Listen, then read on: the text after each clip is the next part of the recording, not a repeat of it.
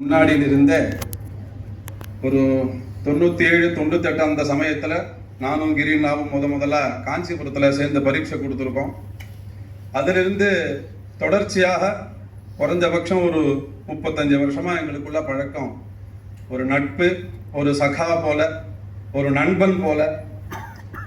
ஒரு நண்பன் கிட்ட எப்படி இருக்கலாம் அப்படின்னு சொன்னால், வெறும் நல்லதை மட்டும் சொல்லி அவனுக்கு ஜாலரா மட்டும் போட்டு உன்னை போல நல்லவன் இல்லை அப்படின்னு சொல்றவன் நண்பன் இல்லை. நீ செய்யற தவறையும் சுட்டி காட்டி, நீ இது தப்பு பண்ற, அது நீ ஞாபகம் வச்சுக்கோ, நான் சொல்றது உன்னை பார்த்து பொறாமையில சொல்லல, நீ என் ஃப்ரெண்டு, ஆனா உன்னை பத்தி வெளியில தப்பா பேசும்போது அது என்னை முறுத்துறது அப்படின்னு சொல்லி தன்னை நண்பனை எப்படி நடந்துக்கணும்னு எடுத்து காட்டாகவும், ஒரு மனிதன் எப்படி இருக்கணும், நண்பன் எப்படி இருக்கணும்னு சொல்லி என்னை விட 10 மடங்கு படிப்பில் அவர் பெரியவர்.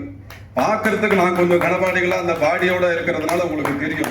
ஆனா அவர் தான் சத்தியமான கனபாடிகளுக்கு உண்டான அத்தனை யோக்கியதாம்சத்தோடு இருக்கக்கூடியவர். அதை பார்க்கும் பொழுது மனசு பூரா சந்தோஷமா ஆனந்தமா இருக்கு. அது அந்த சந்தோஷத்தை ஏற்படுத்தி கொடுத்ததுக்காக இந்த கிராம மக்களுக்கும் பிராமண சமூகத்துக்கும் நான் ரொம்ப நன்றி தெரிவிச்சுக்கிறேன்.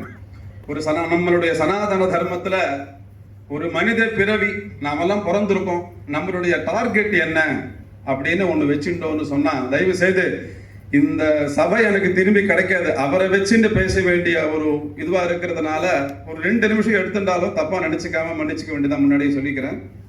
சனாதன தர்மத்துல மனிதனுடைய டார்கெட்டாக சொல்லப்படுறது மோட்சம் அடையிறது. அதாவது புனரப்பி சரணம் புனரப்பி மரணம் அப்படின்னு சொல்லி திரும்பி திரும்பி பிறந்து சாகக்கூடிய இந்த பிறவிக்காக நாம பிறக்கல. இந்த பிறவியே இல்லாத ஒரு சாஸ்வதமான ஒரு நிலையை அடையணும் அப்படிங்கிறதுக்காக தான் நாம் அத்தனை பேரும் திரும்பி திரும்பி நிறைய பிறவிகள் எடுத்து, மனித பிறவி எடுத்து அதுக்கப்புறம் அடைகிறோம். அந்த பிறவி அப்படி முமுட்சுவாக மோட்சத்தை அடையணும்னு சொன்னா, நம்ம ஹிந்து தர்மத்தில் இருக்கக்கூடிய வழி என்னன்னு சொன்னா, எல்லாரும் படிக்கணும் அப்படின்னு சொல்றது, கல்வி அப்படின்னு சொல்லப்படுறது. கல்வியினால கிடைக்கக்கூடிய பயன் என்ன அப்படின்னு சொன்னா, அறிவு அப்படின்னு சொல்றது. கல்விமானும், அதாவது படிச்சவனும் அறிவாளியும் ஒன்றும் கிடையாது. படிச்சவ அத்தனை பேரும் அறிவோட இருப்பாளான்னு சொன்னா சந்தேகம்தான். கல்விமான் வேற, அறிவாளி வேற. கல்வியினால கிடைக்கக்கூடிய பயன் அறிவாக இருக்கு. அறிவினால கிடைக்கக்கூடிய பயன் என்னவா இருக்கும்? நான் நல்ல அறிவோட இருக்கேன், எனக்கு என்ன ஒரு பிரயோஜனம் உண்டு அப்படின்னு சொன்னா, ஒழுக்கம் வரணும் அப்படின்னு சொல்றேன். ஒழுக்கம் அப்படின்னு சொன்னா டிசிப்ளினாக இருக்கலாம். தனிப்பட்ட ஒழுக்கம்ங்கிற அந்த ஒரு வார்த்தைக்கு இங்கிலீஷ் எனக்கு சொல்ல தெரியல. அந்த ஒழுக்கம் தான் படிச்சதுக்கும் அறிவு வந்ததுக்கும் உண்டான பேஸ். நான் படிச்சேன், நான் அறிவாளியா இருக்கேன்னு சொன்னா என்னுடைய ஒழுக்கத்தை உத்தேசம் பண்ணி தான் இருக்கு.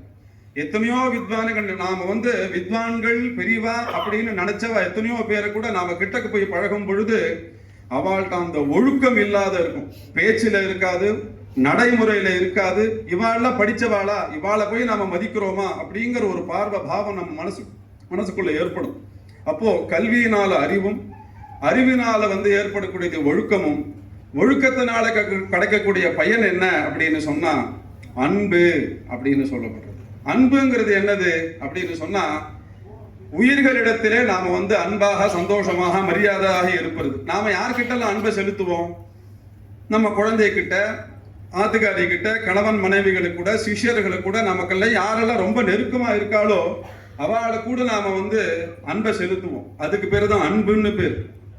அன்பெல்லாம் செலுத்த செலுத்த செலுத்த என்ன கிடைக்கும் கடைசியிலன்னா, அருளுடைமை அப்படின்னு சொல்லக்கூடிய அருள் அப்படிங்கிற ஒரு நிலை அடைவோம் நாம. அருள் அப்படிங்கிறது என்னன்னு சொன்னா, தன்னை சார்ந்த உயிர்களிடத்திலே செலுத்தக்கூடிய பிரேமைக்கு அன்புன்னு பேரு.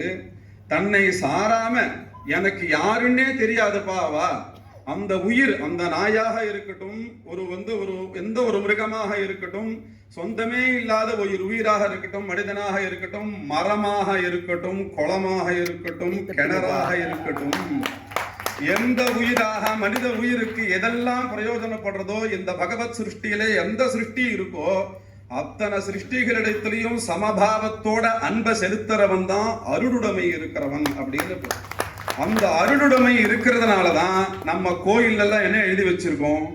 அருள்மிகு மகா கணபதி க்ஷேத்திரம், அருள்மிகு விஸ்வநாத க்ஷேத்திரம், அருள்மிகு சாஸ்தா க்ஷேத்திரம்னு சொல்லியிருக்கோம். ஏன் அருள்ங்கிற வார்த்தை அங்க வருதுன்னு சொன்னா, அவருக்கு அன்பு இல்ல, அன்பை விட சிறந்ததாக இருக்கக்கூடிய அருள் இருக்கிறதுனால. ஏன்னா நாம எல்லாருமே அவருடைய குழந்தைகள் அப்படிங்கிறதுனால அவருக்கு அருள் மிகுன்று சொல்லியிருக்கார்.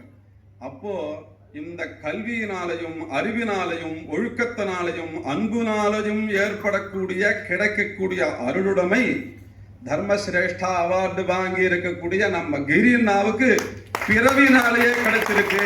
ஒரு மனுஷன் பிறந்தா இந்த அருளுடையோட இருக்கணும் அப்படிங்கிறதுக்கு உதாரணமா இருக்கிறவர் தான். ஒரு நம்மளுடைய ஃப்ரெண்டு கஷ்டப்பட்டா அவனை பார்த்து நம்ம ஐயோ இப்படி உனக்கு அடிபட்டு எடுத்தா நீ கஷ்டப்படுறியா அப்படின்னு வருத்தப்படுறது சுவார்த்தம். நம்ம குழந்தைகள் வருத்தப்படுறது அவளுக்கு சரி பண்ணணும் அப்படின்னு நினைக்கிறது சுவார்த்தம் தானே. ஒரு சுயநலம் அதுல உண்டு. யாருன்னே தெரியாதையா அந்த பையன், யாருன்னே தெரியாது அந்த உயிர். அந்த மரம் என்ன பண்ணிருக்கு, யாரோ வச்ச மரம், அது பாட்டுக்கு வளர்ந்துட்டு இருக்கு, யாரோ வெட்டிட்டு போயிட்டான், பார்த்துட்டு கிராஸ் பண்ணிட்டு போயிட்டே இருக்கும். அந்த மரத்தை வெட்டி போட்டதை பார்த்த 1000 பேர் போயிருப்பா. 1000த்துல ஒருத்தனா இருக்கிறதுனாலதான் கிரியண்ணா அந்த இடத்துல நின்னார். 1000த்துல ஒருத்தனுங்கிறதுனால அந்த இடத்துல நின்னார். அந்த மரத்துக்காக தான் அழுதார். உடம்பு முடியலன்னாலும் வெயில நின்று முட்டி போட்டு நின்று இந்த மரத்துக்காக நான் அழறேன்னு சொன்னார். இதனால பிரயோஜனம் உண்டான்னு சொன்னான். நிச்சயமாக பிரயோஜனம் உண்டு. தர்மசிரேஷ்டா சேரும். இதனால இல்ல, தர்மசிரேஷ்டா வருங்கிறதுக்காக சேரல. அதனாலதான் நான் ஆரம்பத்துல சொன்னேன், தர்மசிரேஷ்டா அவார்டுக்கு பெருமை கிரிநாவுக்கு கொடுத்தது அப்படிங்கிறதுனால. அப்பேற்பட்டவரை பத்தி சொல்றதுக்கு இப்போ ஒரு ஈஸியா ஃப்ரீயா கிடைச்ச ஒரு நான் மேடையை யூஸ் பண்ணிக்கிறது. இதுக்கு மேல நான் பிரயோஜனப்படுத்திக்க விருப்பப்படல. அவரை பத்தி சொல்லலைன்னா அது எனக்கே கெட்ட பேர் அப்படிங்கிறதுனால அவருக்கு இந்த தர்மசிரேஷ்டா அவார்டு கொடுத்ததுல முதல்ல